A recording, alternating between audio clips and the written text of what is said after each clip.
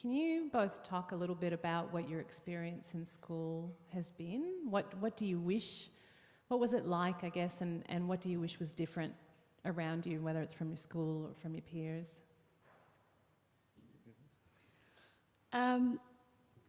For me personally, I think there was a lot of support for Aboriginal students, and there still is, and it's continuing to grow. But again, I just feel like the history needs to be taught because it's the only way to move forward. It can change a lot of things. Students dropping out of school, getting caught up in who knows what, and to ensure that, they're getting good jobs because they're our future, But in a whole, I think there still needs to be improvements, but it's just going to take time. Thanks. Andy? Now, can you hear me? Yep, cool. For me, experiences through school were quite tricky in a sense where I didn't feel culturally safe now that I look back at it. Like I said, I remember going into school, and to this day I've got a lot of best mates that are not Indigenous, and I remember going through school when the apology happened, and I remember them saying, why should we say sorry? And it's the whole thing that it's not their fault that they believe that, they just don't know. You don't know what you don't know. And that's where our education system can be the game changer in all the prejudice that is out in the world today. If we can get that right about teaching what truly happened in this country in a positive way, it's only going to be, the flow-on effects and the ripple effects. And I think the day we get that right, this country will move forward to reconciliation. And like I said, there's some amazing schools that are doing it already, and you can see the positive little impacts it's having. I know in Mildura there's a couple of schools that are doing it, and it's just, makes my heart warm. I went out to a place in Laverton the other day called Wangil United, and a bunch of young little kids were doing traditional dance, and a young 6-year-old did an acknowledgement to country. For me, that was it was pretty heartwarming. But like I said, I remember going to school, and that's not too long ago now. I'm still fitting in the youth category. But we learnt about Spartans for a whole semester, about the history of Greece, Germany, but not once did we touch on the Australian history or the true Australian history. You learnt about Captain Cook and all the amazing things with settlement, but not once did you hear about the losses that happened to my people, the massacres that happened to our people, and the reasons why we face the issues we do today. I think if we can do that and do it properly, like Paul Keating said in his 92 address, it's just about opening your hearts and opening your minds, and to learn. We have these cultural awareness programs for a reason. You have amazing elders out there that are happy to share their story, and it's the power of those stories that will create change as well. I went to a school in Mildura where I was one of 120 Indigenous kids, so culture was just life, and we had that support in numbers. To coming to a school here at Brunswick Secondary, where I was one of 4. But as a lot of the kids there, I was probably the first proper blackfellow they've ever seen, in their words. And it was quite a eye-opening experience for me, in a sense that a lot of the kids at Brunswick Secondary just didn't know about Indigenous history, and I think that's part of the issue. We need to make sure it's part of the curriculum, like Marinda said, but we need to make sure it's part of everyone's business. One of my uncles in Mildura has a saying that we're the oldest thriving continuing culture, and this is something that we should all be proud of, not just Aboriginals, but all of Australia. And I think that's carried through with me to this day. Dad worked in the education space and was keen on making sure reconciliation was part of the Catholic education curriculum, and fought a lot back in the day. In my delivery of cultural awareness training in Mildura, one of the things I say is that it's everyone's business, especially for a young person today. I'll talk from a younger person's point of view. The cultural loads and the social pressures that our young ones are faced with today is immense compared to what I even faced. When you're bullied nowadays, it doesn't just stop at 3 or 4 o'clock when you finish school. That can happen all throughout the day. But then also the pressures that our cultures put on them as well, that they're the legends and heroes that have got to take this forward. So it's a lot. So we've got to learn how to support them better, both from an Indigenous perspective but a non-Indigenous perspective. And how do we support schools through those transitions? That's something that I'm really, really passionate about. Like I said, I think education and awareness around the Indigenous culture is the only way forward for this nation. And until we make that a priority, it's not going to be followed out in the whole of community. I was wondering, you talked about the importance of culture for Aboriginal and non-Aboriginal people. What do you think Aboriginal culture can teach non-Aboriginal people? Cool. For me, culture is something that keeps me grounded, and I wouldn't be the man I am today if it wasn't for it. Like I said, it's something that we all live. Everyone has their own culture. You know, without culture, you're like a cork in a sea. You're just flowing about. But for me, it was something that I didn't really become conscious of until probably about 3 to 4 years ago, that I really understood what it was and how it guided me to this day. You know, there's scary little parts where we'll walk into special places and the hairs on our backs will stick up or stuff like that. Or you'll go to a place that you're not supposed to be, like a burial site, and you'll get signs. So for me, it's part of that. And one thing that I need to do is, you know, when life gets chaotic, I need to go out to country and just chill out. So that's my inner peace. But the traditional Aboriginal culture was one of a collective society, whereas today's society is individualistic. And that's what we could learn from it, is how do we work together, how do we keep each other safe, how do we keep each other strong, not just how do I get to the top. And I think that's the biggest lesson we can learn. And a lot of amazing people are doing that. You have the Australian Indigenous Psychologists Association that are doing amazing work around that and trying to embed this traditional system into Western systems. And yeah, I think that's what we could learn from it, but there's plenty more, that's for sure. Absolutely. One of the things that came up for me when you were chatting is the notion of cultural appropriation, which, if anybody hasn't heard, it's the idea of taking another culture as your own, and can be quite disrespectful. And there has been lots of conversation about it in different circles, not just with Aboriginal culture, but with others. So how do you, in terms of what Aboriginal culture can teach, culture and which includes knowledge and history, what that can teach whitefellas is, do you have any thoughts on how non-Aboriginal people can do that without doing it disrespectfully? So doing it in a respectful way without, you know, you sort of you want to identify together but not make it your own. Do you have any thoughts on that? Or? Well, I think personally, if you want to make it your own, then it's a good thing, you know, because at the end of the day, it is a part of Australia's history. It's not a separate thing, I guess. And just to be supportive of it, and that'll help the journey of what we're trying to get our message across.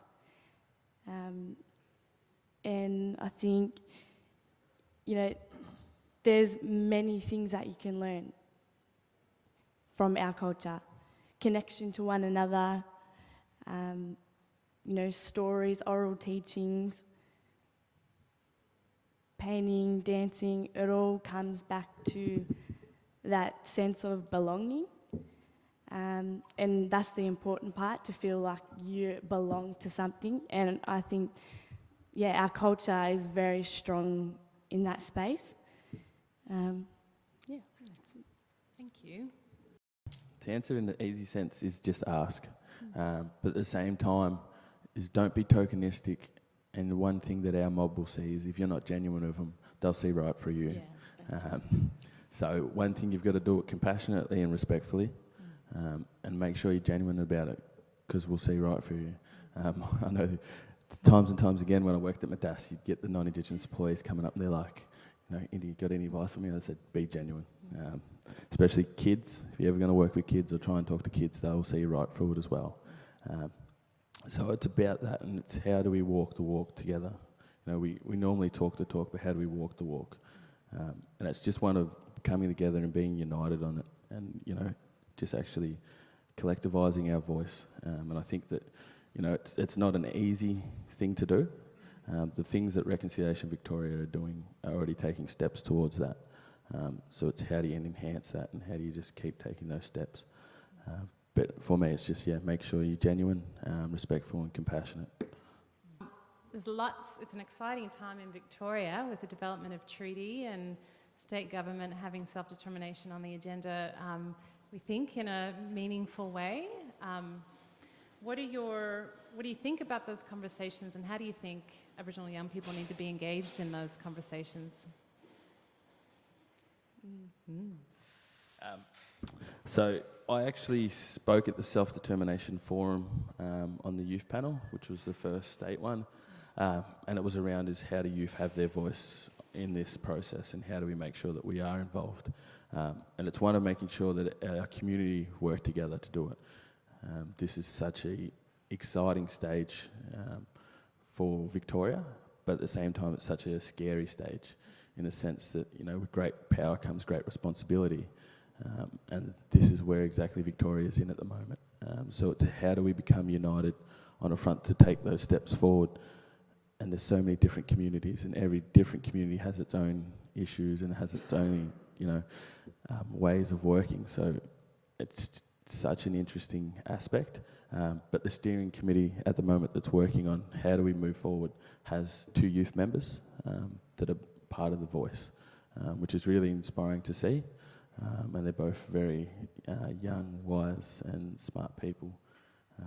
But this whole system is such an interesting one. And the power of this treaty could be exactly what we're talking about today if we get it right. But it's just so tricky. That's the thing. It's not going to be something that we change overnight. It's going to be something that's put in place, and it's going to be constantly amended. But you look at New Zealand, for example, and when they sing their national anthem, it's done in the traditional language. I don't know about you guys, but whenever I see that, I get tingles and get goosebumps. Or whenever I watch the haka, I get goosebumps. And it's how do we embed that into our national society, and how do we embed that into our community. You look at Adam Goods last year, he did a traditional dance and then was stung with it and told that it was wrong. But for me, when I watched that, was one of the most powerful things I've ever seen. And I know a lot of other young Indigenous people felt the same way. So, but that just comes back to education. A lot of people didn't know about it and where it came from. So this treaty is going to be such an exciting aspect if we get it right, but it's not going to be an easy process. Really good points. It's quite a topic.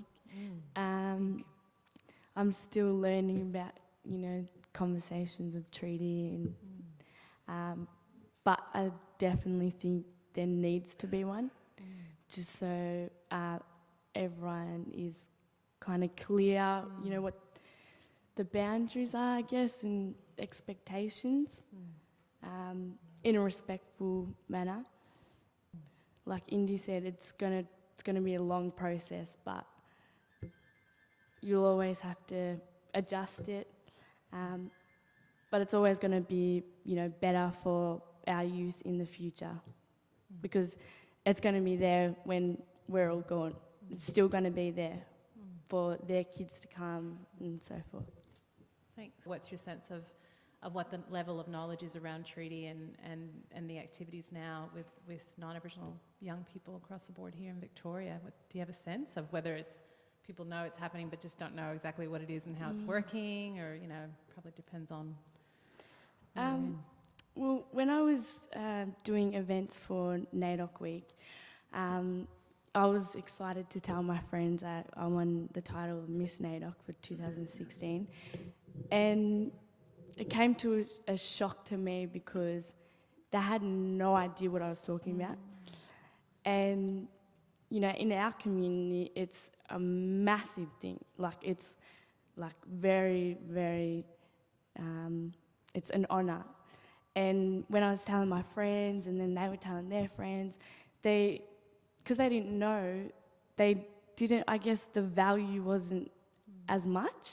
And now they're slowly understanding, and I invite them to, events for NAIDOC Week or, basketball carnivals, just so then they get a sense of what we're all about, sort of thing. Yeah. And again, just coming together. I think the treaty system is interesting, especially from a youth point of view. A lot of youth don't know what it is, purely. A lot of grown-ups don't even know what it is. It is such an interesting concept. Even myself, walking into it, I was like, shit, what am I getting myself into? But I remember going in and then, actually doing some research and finding out what this could mean for our people. It's one that, if we get it right here in Victoria, it could potentially have flow-on effects to the whole nation. So that's why I'm saying it's such a interesting concept, and if we can get it right here, the flow-on effects and the ripple effects that it will have on the state, but not only the state, on the country, will just be tremendous. And especially for our youth, as Marinda said, it's not going to be us that are really going to really value from the effects. It's going to be our kids and our grandkids and the generations that come onwards. So it's how do we create those footsteps for those that come after us, and the right footsteps.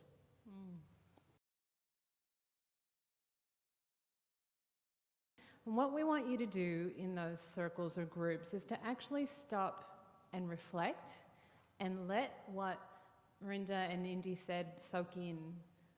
Really, don't think with your head, but think with your heart, and think about what did that stir in you?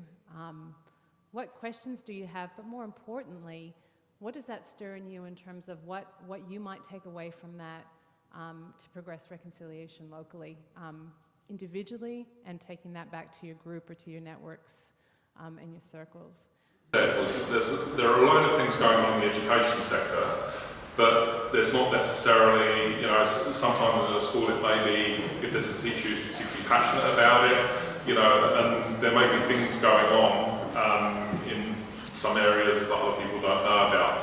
I guess it's kind of turning into a question is there a need, or would it be beneficial to have some kind of resource guide that summarises everything? Because, I was just reading into the annual report about FARC areas as well, which I was aware of. But then I guess I'm aware of other things going on in my area. Like there's a really cool thing done earlier this year in Ballarat, which was the Nawari Mitch Festival, which was Sovereign Hill and the local traditional owners worked together on a sort of educational Nawari Mitch's learning together. So, there seem to be so many things going on, but not necessarily everyone gets to know about them.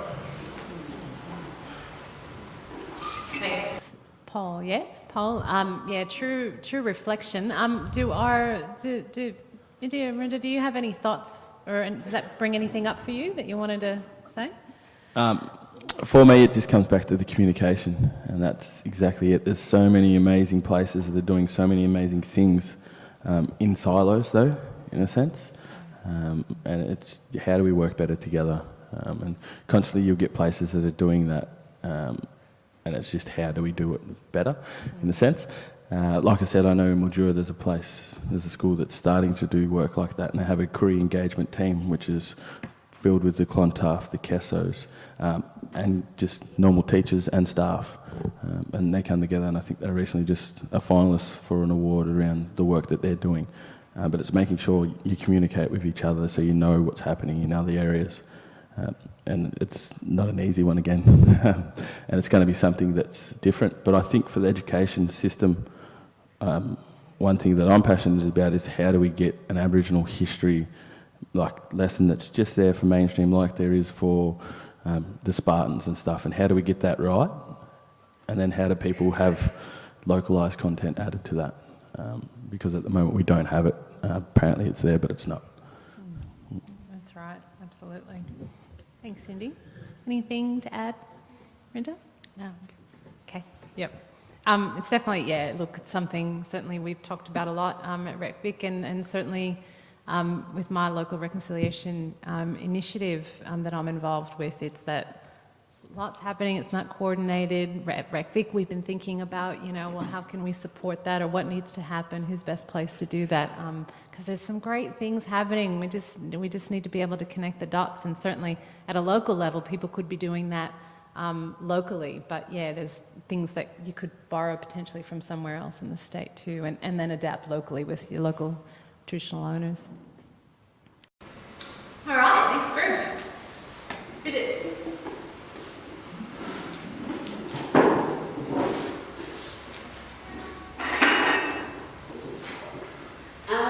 So we talked a lot about how, well, there's policies in place that mean in Victoria Aboriginal history and culture is part of curriculum, but not all schools have access to resources like teacher training, and there's not always the passion there in the curriculum. So what are some strategies or criteria that could support the curriculum or this teaching and education to be implemented successfully? Or what are some of the stumbling blocks?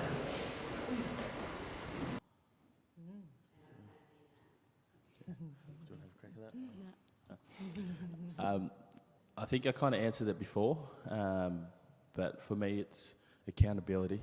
I remember that I was at the Murrung Aboriginal Education Plan launch in Mildura, and I said that, and they came up to me and said that apparently it is part of the Victorian curriculum. I said, well, it's not evident, and I know a lot of young people in Mildura, they've never learnt anything about Aboriginal history, and if it was, it's there for half a day. So people need to be accountable to do it. How that looks, I'm not sure, whether it's from the government, from the schools, from the governing agencies, but there needs to be accountability so it's done, and I think we need to embed a national one. Like I said, there needs to be like a course that's done on Aboriginal history, what happened, for all schools to be able to embed in their colleges, and then to use your local sources and localise it. That's my idea for it, and that's just, you know, one of my passions that I'd love to see, but you know, ultimately it's up to the people above to make those decisions. Yeah, it's a big question, because really it's about how do we shift and progress reconciliation in schools. You know, I think there's lots of layers to that. I'll just jump in, but like I said, it also is the responsibility of local communities to want to do it as well. Like I said, I'm pretty lucky from where Mildura is. There's some amazing principles in place that are just leading the way. I think Mildura, we have a local Indigenous principal, and he's leading the way for his school. He's making sure culture is implemented. And you know, you walk into that school and you just feel welcome, and it's just culturally safe. It just has that vibe about it. And that's just his leadership. So we need communities to have leaders that are willing to take it forward. And you know, normally we have that, but it's how do we not deviate from the plan as well. And imagine sharing that, you know, that great example. So if you're a local reconciliation, well, actually you don't have to be a formal local reconciliation group member, you're a local community member, and if you know of a good school, can you engage with other schools in the area to share that and connect the dots? Yeah. Thank you. Next.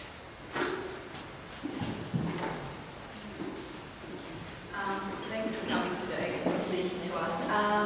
We basically had a similar question, but I guess I want to sort of just ask it in a different way.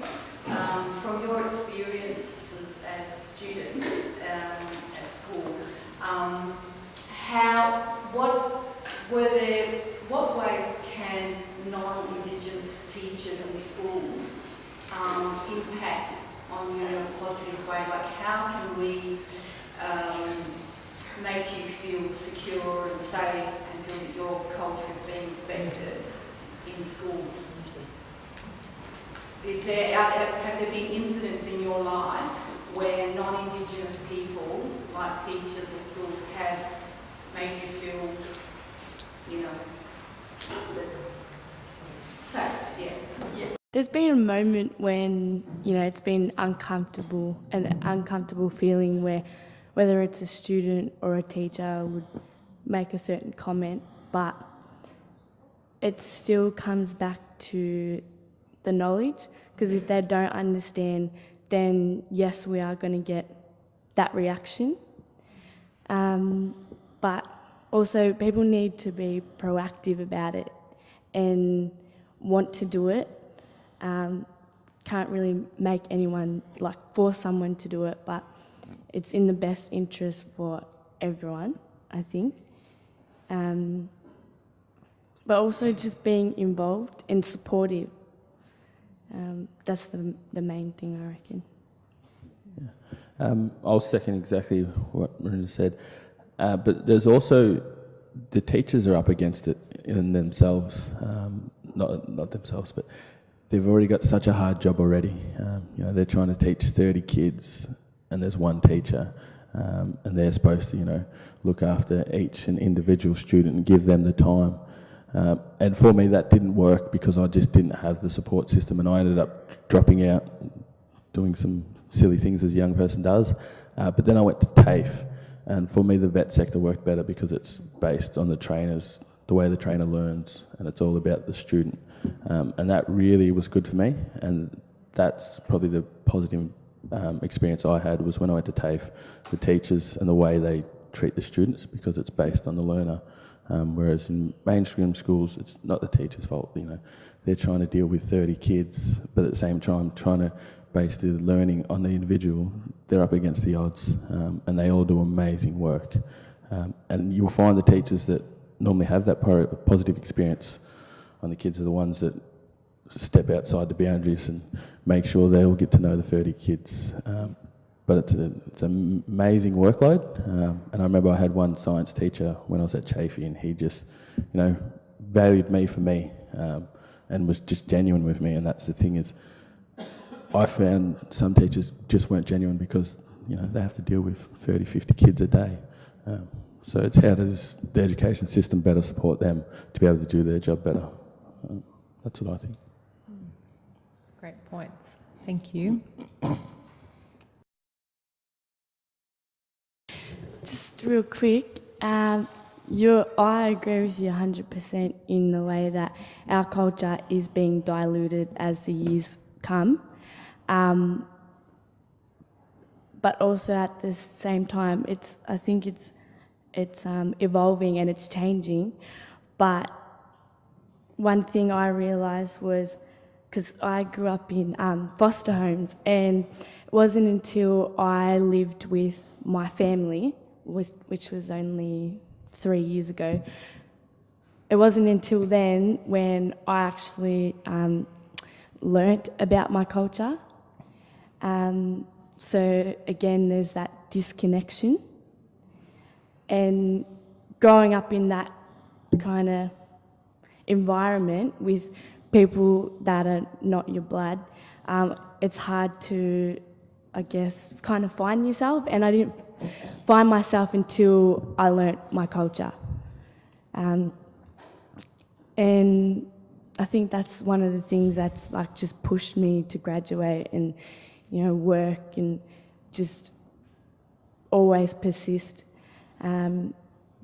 But we definitely need to change, I guess,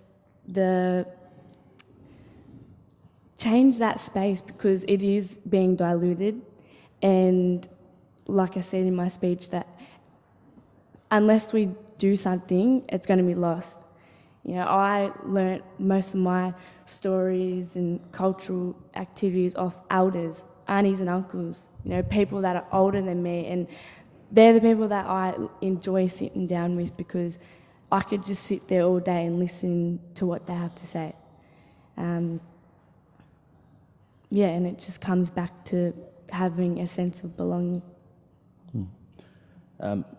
I'll jump in and back what Marina said as well. But thank you, Uncle, for your question and statement, because it's such a powerful thing. Those statistics are just alarming and scary. I remember working at Madass, and when Rudy came back and told me that, I was just like, holy shit. Because that's the only way you can think about it is, there's more kids in out-of-home care than there was, when the Stolen Generation happened. And when you hear that, it's heartbreaking. But how do we go forward? It's such a scary thing because, Victoria was the highest affected by the forced removal policy. because of that is exactly like you said. Melbourne.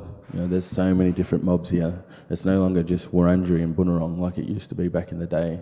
You'll have mob from WA, from NT, Queensland, and it's how do we make sure that they feel culturally safe as well and not hidden out. For me, that was a hard thing I did in Mildura as well. I'm not a local from Mildura.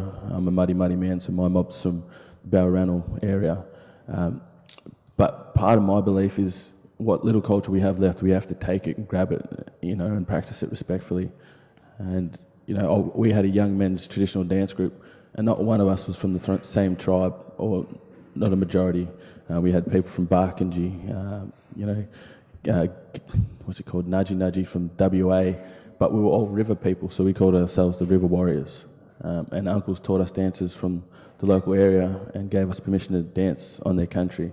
But for me, I think that's going to have to be maybe a mechanism that we have to take forward to keep our culture alive, because,